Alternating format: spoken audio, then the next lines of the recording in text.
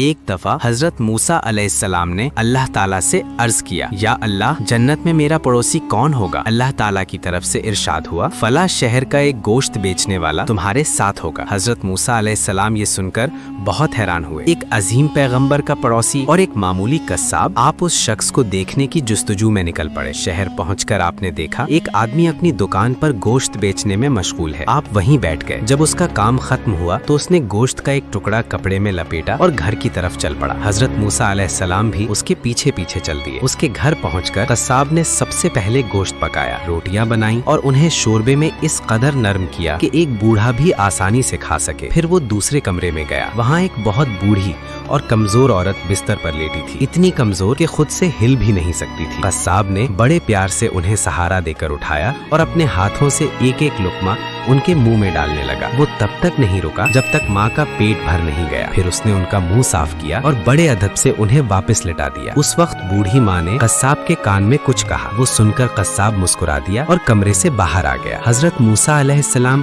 خاموشی سے سب کچھ دیکھ رہے تھے۔ آپ نے پوچھا، اے اللہ کے بندے، یہ بوڑھی عورت کون ہے اور انہوں نے ایسا کیا کہا جس پر تم مسکرا دیے؟ قصاب بولا، یہ میری ماں ہے۔ میں روز جب گھر آتا ہوں تو سب سے پہلے ان کی خدمت کرتا ہوں۔ یہ خوش ہو کر مجھے روز یہی دعا دیتی ہیں، اللہ تعالیٰ تجھے جنت میں حضرت موسیٰ علیہ السلام کا ساتھ نصیب کرے۔ میں یہ سن کر مسکرا دیتا ہوں کہ بھلا میں ایک معمولی قصاب اور اللہ کا پیغمبر موسیٰ علیہ السلام۔ یہ سنتے ہی حضرت موسیٰ علیہ السلام کی آنکھیں بھر آئیں۔ آپ نے فرمایا، اے خوش نصیب انسان، میں ہی موسیٰ ہوں۔ اور پھر کہا، میں تجھے خوشخبری دیتا ہوں، اللہ تعالیٰ نے تیری ماں کی دعا قبول فرما لی ہے۔ ماں کی خدمت اور اس کی دعا انسان کو جنت تک پہنچا دیتی ہے۔ اللہ پاک ہم سب کو اپنے والدین کی خدمت کرنے اور ان کی دعائیں حاصل کرنے کی توفیق عطا فرمائے۔